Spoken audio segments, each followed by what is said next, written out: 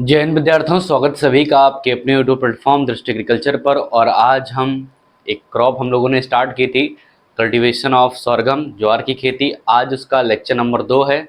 आइए स्टार्ट करते हैं अपने लेक्चर को।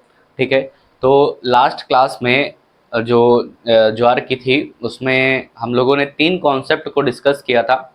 3 कॉन्सेप्ट कौन से थे? पहले मैंने आपको बताया था कि ज्वार जो है, एक तो आपका क्या है, एससीएन या धुरिन उसमें बनता है, और दूसरा उसमें सोरगम सिकनेस के बारे में बताया था, और एलिलोपैथी इफेक्ट के बारे में बताया था। ये तीनों ही कॉन्सेप्ट ज्वार से रिलेटेड हैं, और ज्वार को हम कैमल क्रॉप भी कहते हैं, आप सभी को पता है। आइए नेक्स्ट हम बात करते हैं। ठीक है, यहाँ पर आगे अब थोड़ा सा इसके हम क्लाइमेट वगैरह की बात करते हैं। ठीक है, तो अब नेक्स्ट यहाँ पर बात करेंगे क्लाइमेट के बारे में। ठीक है, कि कैसी क्लाइमेट चाहिए, कैसी जलवायु चाहिए ज्वार को। ठीक है, कैसी जलवायु चाहिए, क्लाइमेट। तो क्लाइमेट की बात करते हैं, तो क्लाइमेट में सबसे पहले हमें ये पता होना चाहिए ज्वार कैसी है। तो ज्वार आपको पता होना चाहिए कि ज्वार एक हमारी खरीफ सीजन क्रॉप है। ठीक है, तो ये क्या है, ये एक ठीक खरीफ ऋतु की फसल है।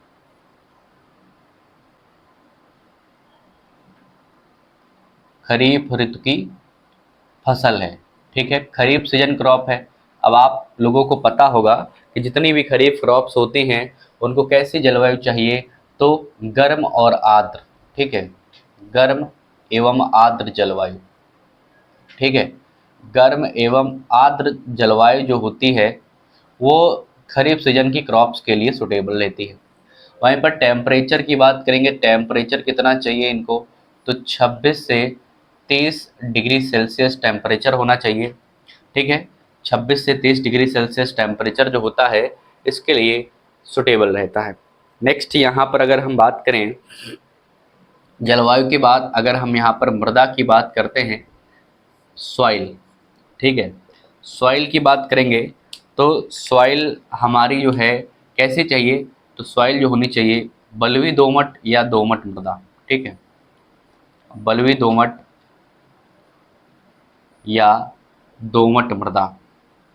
ठीक है, पीएच की बात करेंगे तो पीएच 6 से लगा करके आपका 7.5 पीएच तक इसकी जो है रेंज रहती है पीएच की। अब यहाँ पर बात करेंगे सीड एंड सीड सोइंग में। सबसे पहले यहाँ पर सीड ट्रीटमेंट की। ठीक है, सीड ट्रीटमेंट,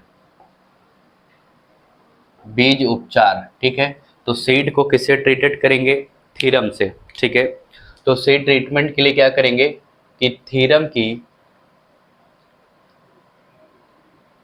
2.5 ग्राम मात्रा के हिसाब से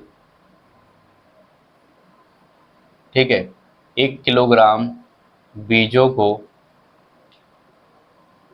बीजों को उपचारित करते हैं। उपचारित करते हैं। ठीक है, सीड ट्रीटमेंट की बात हो गई। अब सबसे इम्पोर्टेंट बात आती है हमारे पास सीड रेट। ठीक है, बीज दर बहुत इम्पोर्टेंट है। सीड रेट की बात करते हैं तो सीड रेट हमें दो तरीके से यहाँ देखने को मिलेगा। सबसे पहले तो यहाँ पर हम बात करेंगे, ठीक है, जो हम दाने के लिए कर रहे हैं जिसको नॉर्मल कहते हैं। ठीक है, क्योंकि ज्वार को हम क्या करते हैं, चारे के रूप में भी इसको हम उगाते हैं। तो नॉर्मल सीड रेट जो होती है आपकी 9 से 12 किलोग्राम प्रति हेक्टेयर। ठीक है, ये किसके लिए होती है, दाने के लिए। ठीक है, ग्रेन पर्पस के लिए अगर हम उगा रहे हैं तो 9 से 12 किलोग्राम प्रति हेक्टेयर सीड होगी। वहीं पर अगर हम बात करते हैं फॉडर पर्पस के लिए, ठीक है, चारे हेतु। ठीक है, चारे हेतु बात करेंगे फॉडर पर्पस के लिए, सीड रेट हमारी बढ़ जाएगी। कितनी हो जाएगी, 35 से 40 किलोग्राम। ठीक है, 35 से 40 किलोग्राम प्रति हेक्टेयर, ये हमारी चारे के लिए फॉडर पर्पस के लिए सीड रेट हो जाएगी। अब आइए यहीं पर बात कर लेते हैं थोड़ा सा स्पेसिंग के बारे में। ठीक है, प्लांट स्पेसिंग, अंतरण कितना रखते हैं, प्लांट स्पेसिंग। ठीक है, प्लांट स्पेसिंग की बात करेंगे, इसको क्या बोलते हैं, पौध अंतरण। ठीक है, पौध अंतरण, प्लांट स्पेसिंग। तो प्लांट स्पेसिंग जो हम रखते हैं जनरली कितना रखते हैं, प्लांट स्पेसिंग का मतलब क्या है, रो टू रो और प्लांट टू प्लांट, मतलब पंक्ति से पंक्ति की दूरी और पौध से पौध की दूरी। तो ये कितना होता है, 45 गुणे 15 सेंटीमीटर, ठीक है, 45 गुणे 15 सेंटीमीटर की ये हम स्पेसिंग रखते हैं। आप बीज बोने की गहराई कितनी रखेंगे, ठीक है, डेप्थ ऑफ सोइंग, बीज बोने की गहराई, बीज बोने की गहराई जिसको क्या बोलते हैं, depth of sowing, depth of sowing.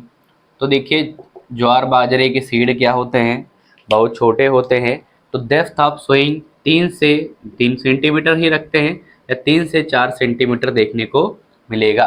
तो ये सारी बातें हो गई आपके सीड ट्रीटमेंट, सीड रेट, ठीक है। अब यहीं पर टाइम ऑफ सोइंग की बात कर लेते हैं। तो टाइम ऑफ सोइंग क्या हो जाएगा,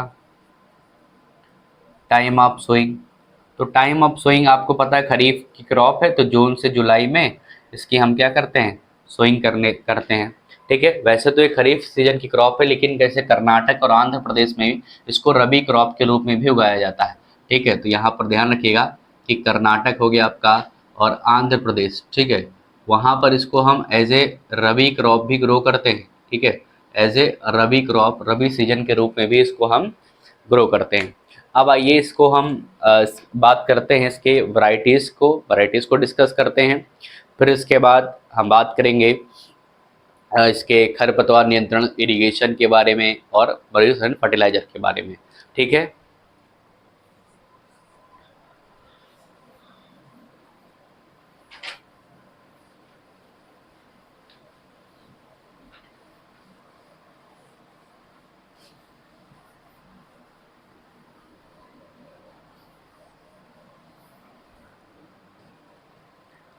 चलिए अब आइए देखते हैं हम इसके, ठीक है, वैरायटीज़ को डिस्कस करते हैं, ठीक है, किसमें कौन कौन सी हैं वैरायटीज़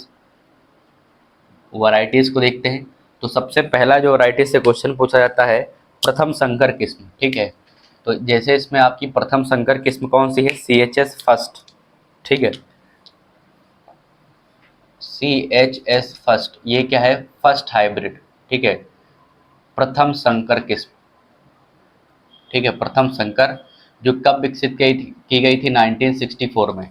इसके साथ साथ अन्य प्रजातियों की बात करेंगे, जैसे चारे की प्रथम संकर किस्म कौन सी थी, CSV, ठीक है, 106, चारे की प्रजाति है।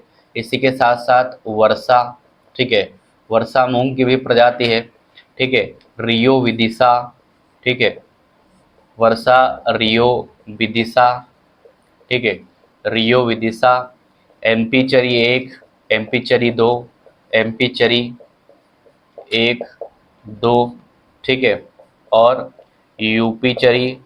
तो ये क्या हो गए, इसकी प्रजातियां हो गई। बाकी CSB करके तमाम प्रजातियां हैं, CSB, ठीक है, 10, 12, 15। CHS फर्स्ट आपको ध्यान रखना है।